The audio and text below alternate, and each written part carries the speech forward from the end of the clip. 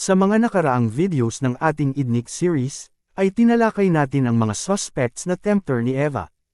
Kung literal na serpent ba ito? Kung isang seraphim ba ito? Kung babae ba ito? At iba pang mga suspects. Pero ngayon ay ang pinakamalaking suspect ang ating tatalakayin. Ito ay ang Great Dragon. Ito na siguro ang pinaka-bigatin na suspect. Sa paningin ng karamihan ay ito ang pinakamatinding kalaban. Kumbaga sa pangingisda ay hindi lang big fish itong mahuhuli natin kundi ang biggest fish. It's bigger than all of us, sabi nga ng mga English. Ang tanong dito ngayon ay, ito na kaya mismo ang tempter ni Eva? Ang Great Dragon ay naisama sa mga suspects bilang tempter ni Eva dahil ayon sa kasulatan ng Revelation chapter 12, verse 9, ay ang Great Dragon daw ang Old Serpent. Kaya ang papasok agad sa isip ng makakabasa nito ay ito ang ahas na tumukso kay Eva dahil ito lang naman ang pinakauna o matanda na ahas na nababanggit sa Biblia. Ayon pa sa talata ay tinatawag ito na Devil at Satan, na dumadaye sa buong mundo. Itinapon siya sa lupa kasama ng kanyang mga anghel. Sa nilalaman ng verse na ito ay para na itong all-in-one na blockbuster. Nandito na ang lahat ng suspects. Para itong pinagsama-sama ng mga character sa Biblia. Wala ka nang hahanapin pa. Kung titingnan ay parang contradiction ito sa naunang video natin na magkaiba ang Devil at Satan. Pero ipapaliwanag po natin yan bandang huli. Sa ngayon, ay mag-focus muna tayo sa pagiging Old Serpent at suspect bilang tempter ni Eva. Para malaman ang katotohanan sa bagay na ito ay linawin muna natin kung ano ang dragon. Unang-una sa lahat, ay ang katotohanan na ang dragon na nababasa sa Biblia ay hindi kung ano talaga ang sinabi sa Hebrew Scriptures. Gaya nga ng natalakay na natin sa video na part 10 ng ating World of Elohim series. Mas maganda po kung panoorin ninyo kung hindi pa ninyo napanood para mas makita ninyo ang mga detalye. Ang salitang dragon na ginagamit nating mga tao ngayon at mababasa sa Biblia ngayon ay nagmula sa wikang Greek. Ang salitang drakon ay tawag ng Greek sa mga halimaw na may anyong ahas pero may mga pakpak at paa. Kaya lang ay ang konsepto ng drakon ay hindi nagmula sa orihinal na sumulat ng Biblia o ng Hebrew Scriptures. Kundi ito ay nagmula sa mga kwento mula sa Greek mythology. Gaya ng Hydra na nakalaban ni Hercules at Perseus na siguro ay napanood ninyo sa ilang pelikula. Isang halimaw na maraming mga ulo na parang ahas. Malinaw na ang imagery na ito ay mula sa Greek minds o mga tao na naimpluwensyahan ng Greek minds. Ayon sa mga pagsasaliksik, ay ang mga salaysay tungkol sa dragon ay matatagpuan sa kahit anong kultura, o bansa, o kontinente, iba-iba ang tawag pero may pagkakapareho sa anyo. Isa itong palaisipan kung bakit ang mga sinaunang tao sa buong mundo ay may mga katibayan na may inilalarawan silang dambuhala na anyong ahas na may pakpak at mga paa. Paanong may pare-parehong kwento at mga alamat ang lahat ng mga bansa tungkol sa dambuhala na ito, na dragon na ito kung tawagin ngayon. Pero paano kung ang dragon na ito ay isang nilalang pala na nakasaad sa Biblia? Paano kung isang anyong ahas din na may mga pakpak at mga paa, at nagsasalita? Ito na kaya ang tumukso kay Eva. Sa video na Seraphim 3, Unveiled, sa series natin na Angels and Demons, ay naipakita natin na ang nakatagong anyo ng mga seraphim ay anyong ahas na nagliliwanag at nagliliyab. Isang anyong ahas na lumilipad. Ito ay maraming mga pakpak at may mga paa. Ito ang anyo ng mga seraphim at sila ang pinakamataas ang katungkulan sa kalangitan at pinakamalapit sa trono ng El Elyon. Ang totoo ay, kung ang Biblia ang pagbabatayan, ang mga nagpapakita sa mga sinaunang tao noong unang panahon, na mga anyong ahas na may pakpak, na kumakausap sa kanila, at sinasamba noong sinauna, ay walang iba kundi mga seraphim. Kaya ang napagkamalan na mga dragon ay mga seraphim. O kaya ay ang mga dragon ay ang mga seraphim. Ang inaakala nilang mga dragon ay mga seraphim pala. Lalong-lalo na sa Hebrew Scriptures ay hindi naman ginamit ang imagery ng dragon bilang kumakalaban sa Elohim. May mga nababanggit na mga dambuhala na may anyong ahas pero hindi ito kagaya ng sinasabi sa kasulatan ng Apokalipsis. Kaya ang mas possible na tinutukoy at tugma sa description ay ang mga seraphim. Sa naunang video sa serye na ito, ay naipakita na natin na isang seraph ang prime suspect na tumukso kay Eva. Dahil halos lahat ng mga palatandaan at mga pahiwatig ay nagtuturo sa isang seraph. Lalo na anyong ahas pa ito at nagliliwanag. Kaya sa nasabing video ay ang seraphim ang number 1 suspect na tempter ni Eva. Ang dragon suspect ay pasado rin sa mga pagsasalarawan. Kung ito ay seraphim ay mas lalo na. Dating nasa trono ng Elohim sa kalangitan. Nagsasalita, nagliliwanag, matalino. Ito ay may anyong ahas. Ito ay nagliliyab o nag-aapoy. Marami ang naniniwala na kaya mapula ang kulay ng dragon dahil ito ay nag-aapoy o nagbabaga. At gaya ng iba ay ibinagsak din sa lupa. Kaya ang dragon na tinutukoy sa Revelation ay isang seraph. Ngayon ay balikan na natin ang sabi na ang Great Dragon ay ang Satan at Devil. Ayon nga sa Revelation chapter 12, verse 9, ay ang Great Dragon ay ang Old Serpent, na tinatawag na Devil at Satan. Sa unang basa ay parang sinasabi nga na ang dragon ay siya rin mismong Devil at Satan. Ibig sabihin ay ito ay parehong Devil at Satan. Paano na yung naipaliwanag natin sa isang video na magkaiba ang Devil at Satan? Madali lang po ipaliwanag yan. Nasa talatang ito din po ang paliwanag. Ang sabi po dito sa talata ay tinatawag na Devil at Satan. Tinatawag lang. Hindi po sinabing ito talaga ang Devil at Satan. May paliwanag po kung bakit sinabing tinatawag ang dragon na ito bilang ang Devil at Satan. Pero sa ibang video po ipapaliwanag yan, at hindi sa video na ito. Sa salita pa lang ay magkaiba na ang Devil at Satan. Sa Devil, ang salitang ginamit sa Greek ay Diabolos. Sa Satan naman ang ginamit na salita sa Greek ay Satanas.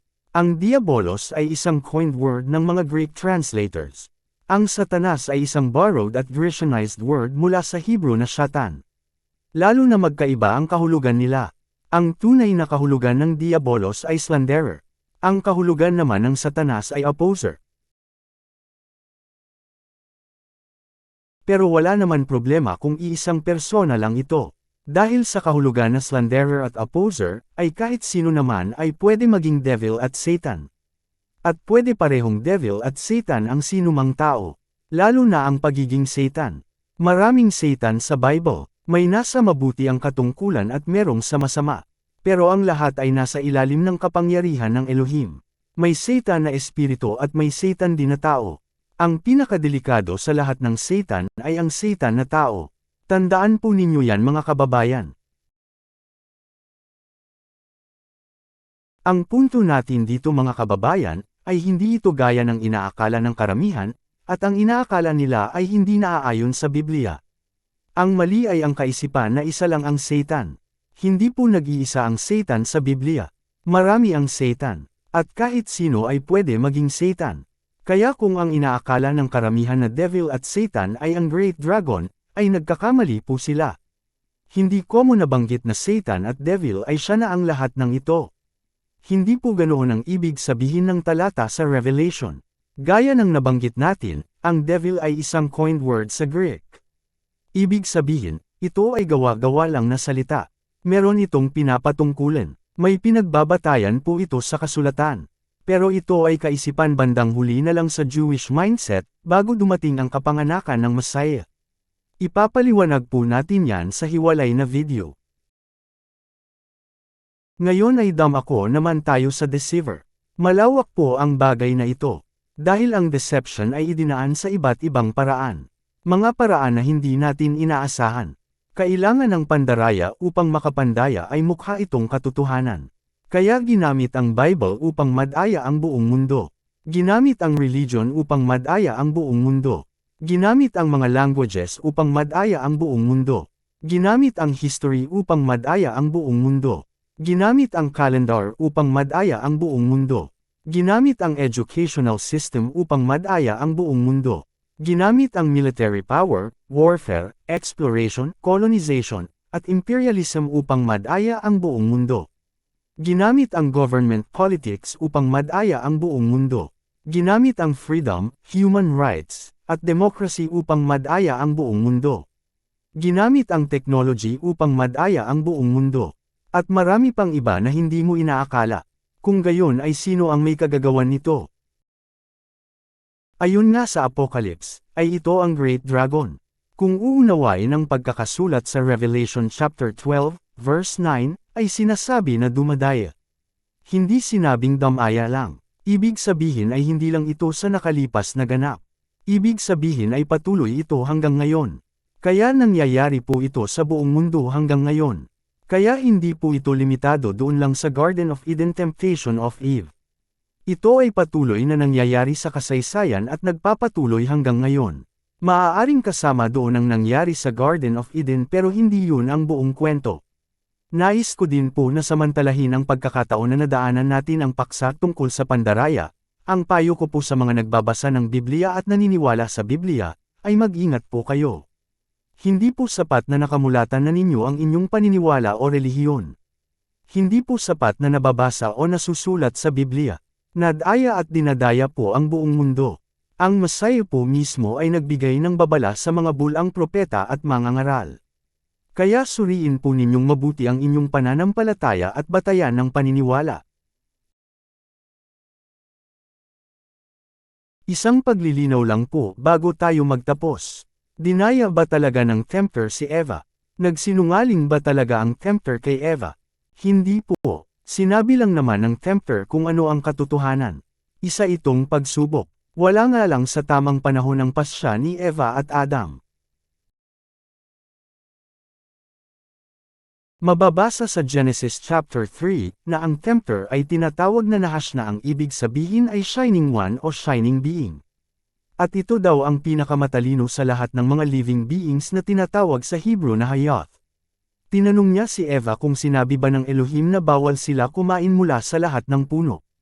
Ang sagot ni Eva ay lahat naman ng bunga ng bawat puno ay makakain nila, maliban sa bunga ng puno sa gitna ng halamanan. Dahil mamamatay daw sila kapag kumain noon. Ang sabi ng Nahash ay hindi naman sila mamamatay. Sapagkat nalalaman daw ng Elohim na sa araw na sila ay kumain ng bunga na yun ay mabubuksan ang kanilang mga mata at magiging kagaya sila ng Elohim na nakakaalam ng mabuti at ng masama. Kaya kumain si Eva at ganun din ang Adam. Nabuksan ang kanilang mga mata at nalaman nila na sila ay matalino kagaya ng Nahash at ng Elohim. Hindi po nagsinungaling dito ang tempter. Totoo naman na hindi sila mamamatay sa araw na kumain sila. Katunayan ng lalaking Adam ay nabuhay pa ng dangdaang mga taon. Yun ang ibig sabihin ng tempter.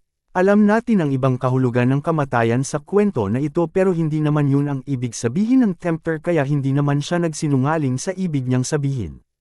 Totoo rin na magiging gaya sa Elohim ang mag-asawa.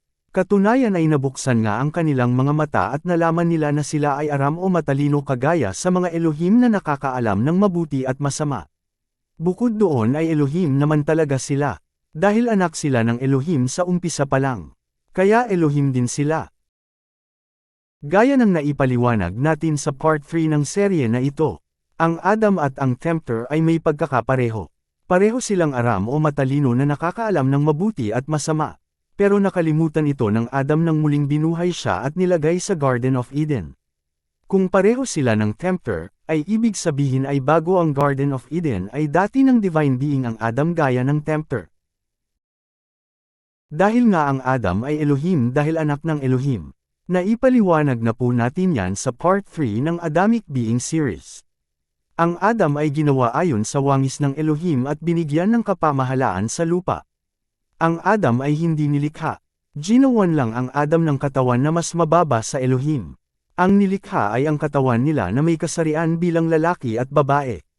Ito ay dahil ang Adamic beings ang reproducers o nagkakaanak para magparami ng lahi ng Elohim. Kaya nga kung babalikan natin ay may babae na Adam na siyang unang asawa ng lalaking Adam bago pa si Eva. Isa ito sa pinaka-possible na suspect. Ang uncanny ex-wife. Ang punto natin dito ay hindi nagsinungaling ang tempter kay Eva. Hindi rin ito dinaya si Eva. Nagsasabi siya ng totoo. Ang kasalanan lang niya ay tinukso niya si Eva, na maaaring pagsubok lang din ng Elohim sa kanila. May mga nagsasabi nga na ang Elohim mismo ang tumukso kay Eva. Dahil ang ibig sabihin ng Nahash ay Shining One. At ang Elohim ay isang Shining One. Ang pinakamalapit sa salita natin ngayon ay Diyos dahil ang Diyos ay nagmula sa Proto-Indo-Iranian word na Diyaos na ang ibig sabihin ay to shine kaya Shining One.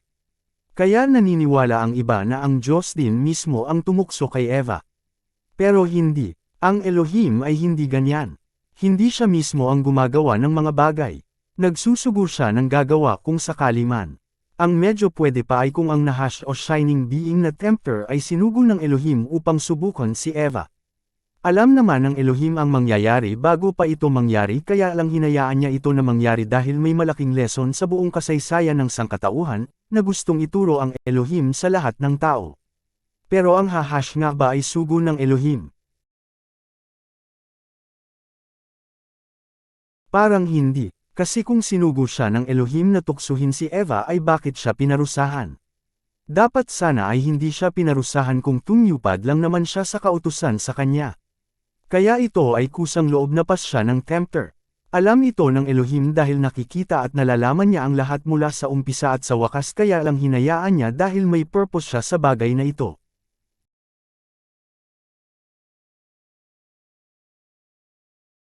Ngayon ay balikan na natin ang dragon.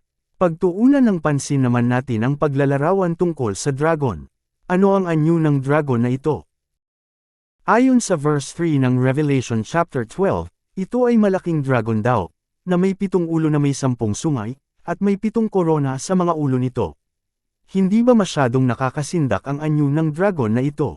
Imagine kung ganito ang tumukso kay Eva, hindi ba dapat siyang matakot? Malinaw na ito ay hindi isang personahe lamang. Ang dragon ay isang larawan lamang o simbolismo ng isang puwersa na may hawak sa sanlibutan na ito. Ipapaliwanag po natin yan sa isang hiwalay na video kaya hindi na natin tatalakayin dito. Ang paghahalo ng serpent, devil, at Satan sa great dragon na ito ang isang patunay na hindi ito individual, hindi lang isang tao o espiritu. Ang isang uri ng divine being sa Bible na malapit sa anyo ng dragon ay ang mga seraphim. Imagine, kung isang maganda at kaakit-akit na seraph ang kakausap kay Eve, hindi ba mas kapanipaniwala? Kaya lang nagkakaanak ba ang seraph? Dahil ayon sa prophecy ay ang binhi ng Tempter at ni Eve ang magiging magkalaban. Ang Adamic beings lang na ancestor ng mga tao ang nagkakaanak. At ang babae lang ang nangganganak. May babae ba na seraphim? O kaya ay, pwede ba maging babae ang isang seraph? Ang seraph ba ay pwede magkatawang tao?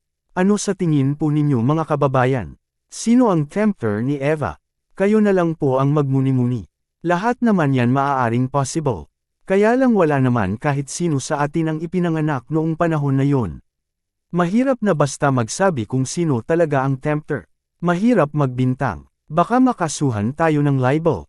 Mahirap mag-conclude agad. Ang channel na ito ay nagpapahayag lamang kung ano ang nasusulat at nagpapakita lamang ng mga katibayan, hindi ang channel na ito ang makakapagsabi kung ano ang buong katotohanan, dahil hindi po omniscient, omnipresent, at omnipotent ang channel na ito, hangarin ng channel na ito ang hindi makapagsalita ng mga bagay na hindi naman itinuro ng Elohim, nagtatalakay ang channel na ito ng mga maaaring nangyari at mensahe. Pero maraming possibilities. Pag-usapan po natin sa susunod.